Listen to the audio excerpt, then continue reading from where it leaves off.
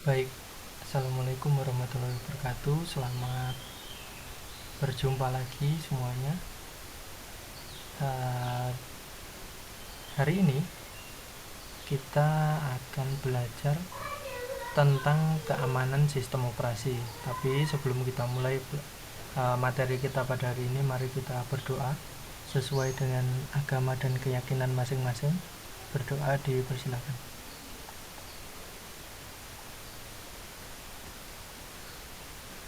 Selesai. Baik, ini materi untuk minggu ke-5 dan ke-6. Topiknya adalah tentang keamanan sistem operasi ya. Kita mulai saja.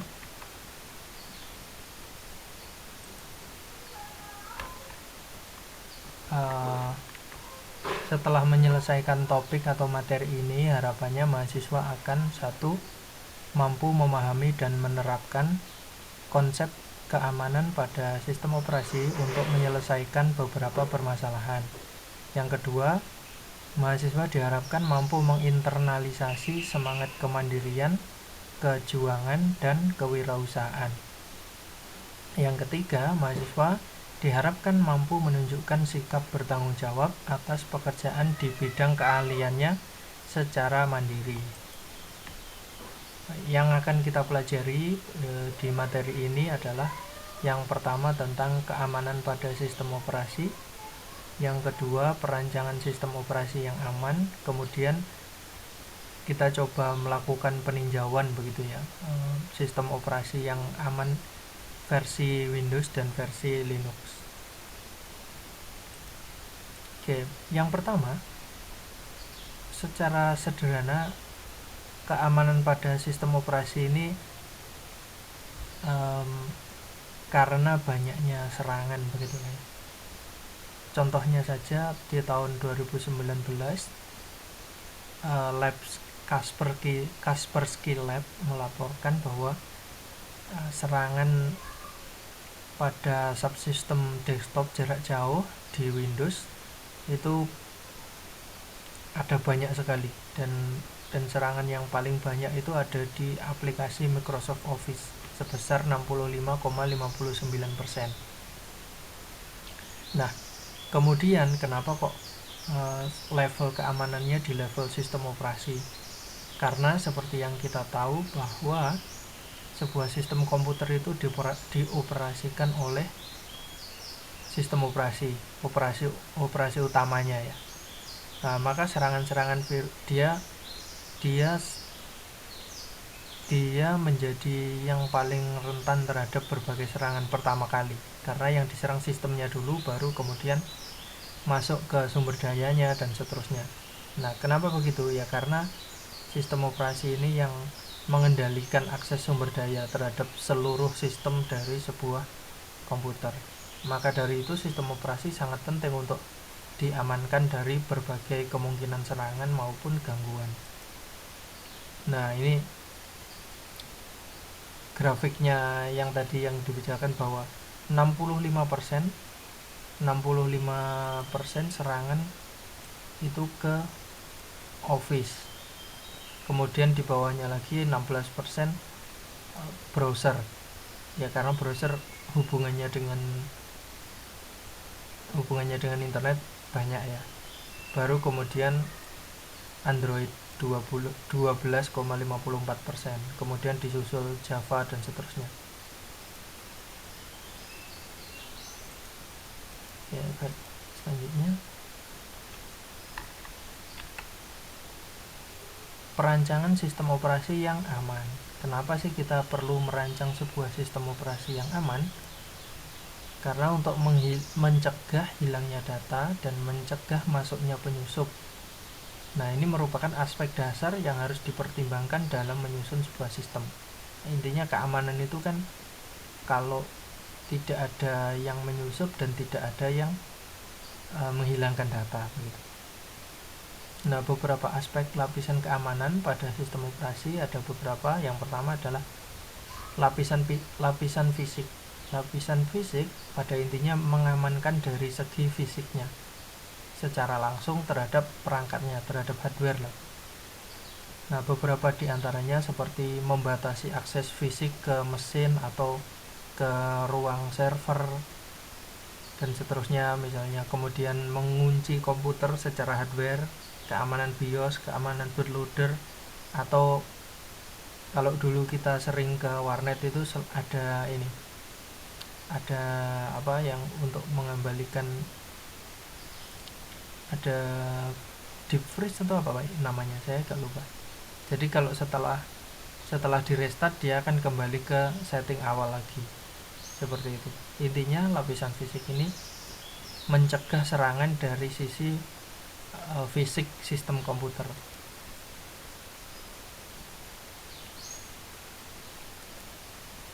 Kemudian yang kedua, keamanan lokal. Pada lapisan keamanan lokal berkaitan dengan user dan hak-haknya, seperti memberi user fasilitas minimal yang diperlukan, berhati-hati saat atau dari mana user melakukan login atau tempat yang seharusnya user melakukan login. Pastikan dan hapus rekening mereka ketika mereka tidak lagi membutuhkan akses. Jadi dikasih timer lah, timer akses setiap sekian menit atau sekian jam. Kalau tidak ada aktivitas maka sebuah akun otomatis dibuat logout, seperti itu. Kemudian keamanan root. Ketika melakukan perintah yang kompleks, cobalah dalam cara yang tidak merusak dulu, terutama perintah yang menggunakan globbing. Contohnya saat ingin melakukan roam, pertama coba dulu ls foo.bak, perintah-perintah di level root maksudnya ini, seperti itu ya. Kemudian jalur perintah untuk pemakai root sangat penting. Jalur perintah atau variabel lingkungan path mendefinisikan lokal yang dicari shell untuk program. Cobalah dan batasi jalur perintah bagi pemakai root sedapat mungkin. Jadi dicoba membatasi dan jalur perintah bagi pemakai root secukupnya saja gitu, sesuai kebutuhan. Dan jangan pernah menggunakan tanda titik yang berarti direktori saat ini dalam pernyataan path. Sebagai tambahan, jangan pernah menaruh direktori yang dapat ditulis pada jalur pencarian, karena hal ini memungkinkan penyerang memodifikasi atau menaruh file biner dalam jalur pencarian yang memungkinkan penyerang tersebut menjadi root ketika perintah tersebut dijalankan. Jadi jangan menaruh perintah yang sekiranya jika dikopi oleh pihak lain, nanti pihak lain akan otomatis memiliki hak akses yang sama seperti sebuah root, begitu ya. Beberapa cara yang dapat dilakukan untuk melakukan pengamanan pada lapisan root ini seperti directory home user tidak boleh mengakses perintah mengubah sistem. Jadi kalau user biasa dilarang mengubah home user dan juga dilarang mengubah sistem partisi, perubahan device dan juga lain-lainnya. Kemudian lakukan setting limit system file, atur akses dan permission file seperti write, execute bagi user maupun grup. Dan jangan lupa untuk selalu mengecek program-program yang tidak dikenal. Kemudian keamanan password dan enkripsi. Pada keamanan password dan kernel merupakan keamanan mendasar yang sebaiknya diimplementasikan oleh semua pengguna. Hal-hal yang harus diperhatikan yaitu berhati-hati terhadap brute force attack dengan membuat password yang baik. Jadi buat password yang ya kalian bisa ingat, sekaligus juga kombinasinya banyak. Misalnya huruf besar, huruf kecil, angka, terus tanda baca, misalnya minimal seperti itu. Kemudian selalu mengenkripsi file yang dipertukarkan. Lakukan pengamanan pada level tampilan seperti screensaver. Kemudian keamanan kernel harus selalu update dan mengikuti review terhadap bugs atau kekurangan-kekurangan pada sistem operasi. Kemudian keamanan jaringan secara umum dapat dilakukan dengan mewaspadai dengan mewaspadai paket sniffer yang sering menyadap port Ethernet, melakukan prosedur untuk mengecek legalitas data, memverifikasi informasi DNS, melindungi network file system, kemudian menggunakan firewall untuk barrier antara jaringan private dan jaringan eksternal.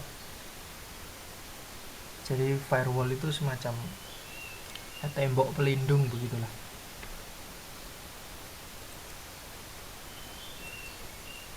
Kemudian tinjauan sistem operasi yang aman. Kita coba melakukan peninjauan sistem operasi Windows dan Linux itu keamanannya seperti apa begitu, atau perangkat keamanannya seperti apa. Di Windows ada Windows Firewall. Di tahun 2001 Windows Firewall pertama kali diperkenalkan ke Windows XP, dan sejak saat itu Windows Firewall terus mengalami peningkatan baik dari segi fitur maupun keamanan. Mungkin teman-teman di sini belum ada yang ngalami Windows XP ya mungkin, tapi kalau mau coba ya tidak apa-apa. Windows Firewall merupakan salah satu elemen terpenting dari sistem operasi Windows. Sebelumnya nama Windows Firewall adalah Internet Connection Firewall, namun sudah dirubah sejak Microsoft mengeluarkan Service Pack 2 untuk Windows XP. Di versi pertamanya Windows Firewall hanya mampu untuk memfilter dan memblok koneksi yang masuk, jadi hanya filter dan blok saja. Tapi kemudian fitur Windows Firewall terus ditingkatkan, seperti mengontrol koneksi keluar dari suatu aplikasi atau mengatur Windows Firewall dengan mudah. Jadi user bisa ngatur seberapa ketat sih maunya keamanan melalui Windows Firewall-nya. Program-program pada Windows ini akan secara otomatis membuat sebuah rules atau aturan di dalam Windows Firewall, sehingga program tersebut bisa melakukan update. Namun, apabila ada kejadian yang mencurigakan, Windows Firewall akan memberitahu pengguna dengan sebuah window atau jendela aplikasi apakah aplikasi tersebut layak untuk terkoneksi ke jaringan atau tidak. Jadi kalau misalnya sekiranya berbahaya, nanti Windows Firewall akan mengeluarkan pop-up begitulah, peringatan kalau aplikasi ini berbahaya, apakah mau dilanjutkan atau tidak, dan seterusnya. Kemudian piranti keamanan di Windows yang kedua ada Windows Update. Windows Update memeriksa update yang diberikan oleh Microsoft untuk memberi patch atau menambal celah pada Windows 7. Update Windows biasanya dilakukan secara bertahap. Setelah update yang pertama akan ada lagi update selanjutnya, dan begitu seterusnya sampai keberadaan celah atau bug menjadi seminimal mungkin di Windows. Untuk melihat update apa saja yang sudah ditambahkan, kita bisa klik View Update History pada Windows Update. Kemudian fitur-fitur keamanan di sistem operasi Windows selanjutnya adalah Windows Defender, semacam antivirus ya. Windows Defender adalah software antivirus internal yang sudah disediakan Windows secara gratis. Jadi aplikasi antivirus bawaannya Windows itu Windows Defender. Antivirus ini juga tidak kalah dengan antivirus hebat lainnya seperti Avast, Avira, AVG, dan lain-lain, atau apapun antivirus yang terkenal dan biasanya berbayar. Windows Defender pada Windows 8 akan selalu melakukan pengecekan update software ketika sedang online. Kemudian ada juga Windows Hello. Windows Hello adalah fitur yang memungkinkan penggunanya untuk login ke dalam Windows dengan menggunakan deteksi wajah, iris, dan sidik jari untuk membuka device. Jadi nggak perlu passwordnya pakai pengenalan wajah atau pengenalan iris dan juga sidik jari. Tapi ya untuk perangkat-perangkat yang mendukung itu ya. Kalau misalnya belum ada dukungan pengenalan wajah ya nggak bisa.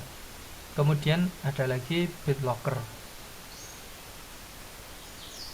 BitLocker Drive Encryption adalah sebuah fitur enkripsi satu cakram penuh yang terdapat di dalam sistem operasi seperti Microsoft Windows Vista, Windows 7, Server 2008 yang didesain untuk melindungi data dengan melakukan enkripsi terhadap keseluruhan partisi.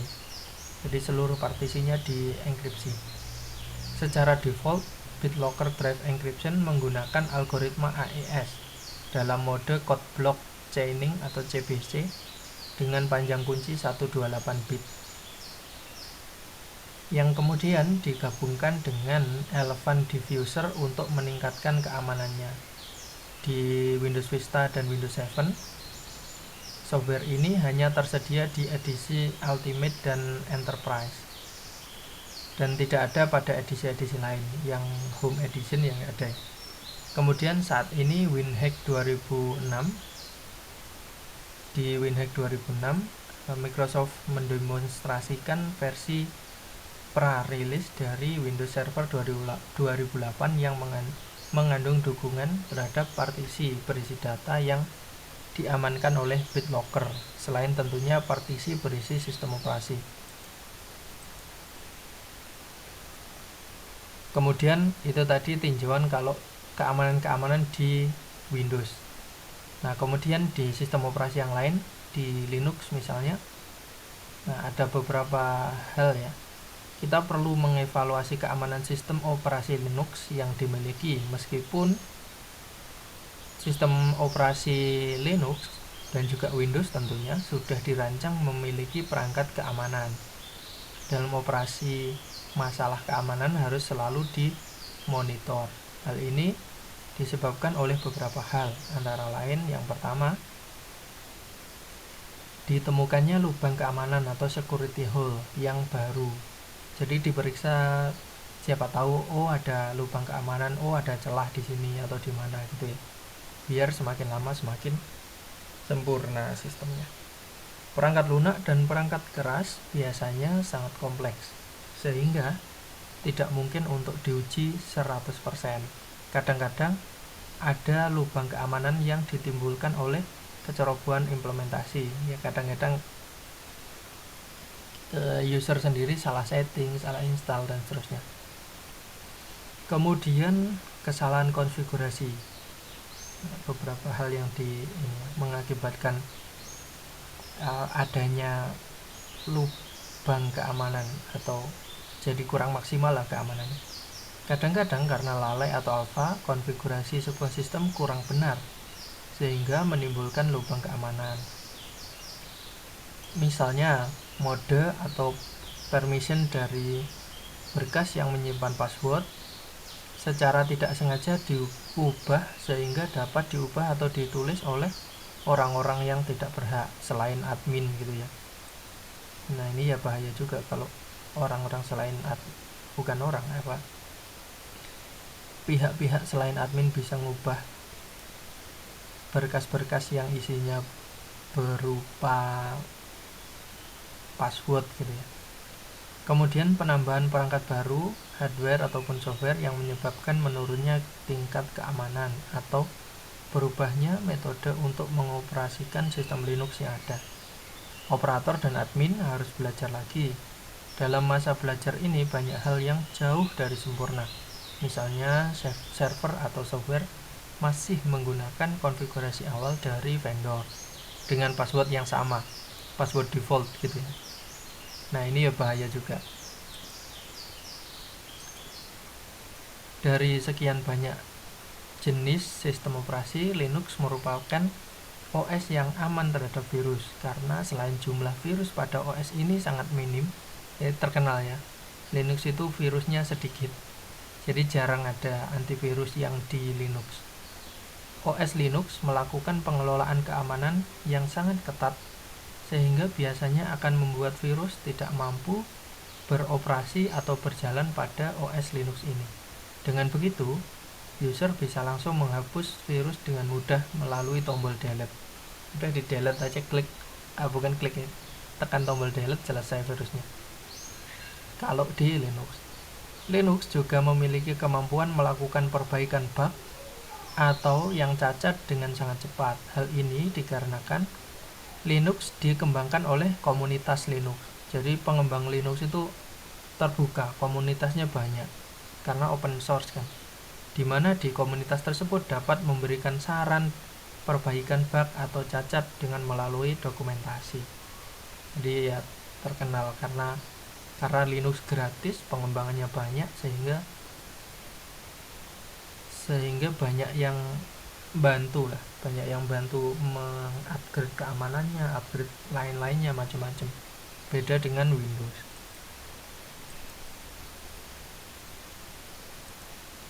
Nah, selain itu mungkin bisa kalian kan selain Windows dan juga Linux tentunya tahu sistem operasi lain, misalnya yang versi Mac gitu, versi Apple. Nah, coba didiskusikan kira-kira fitur-fitur keamanan di Apple atau di Mac itu apa saja lah. Coba ya. Baik, demikian materi di hari ini. Selanjutnya diskusi bisa dilakukan melalui kolom komentar ataupun form diskusi di Elitak ya, ataupun melalui grup WhatsApp. Terima kasih semuanya, semoga bermanfaat. Saya akhiri, saya mohon maaf kalau ada kesalahan. Assalamualaikum warahmatullahi wabarakatuh.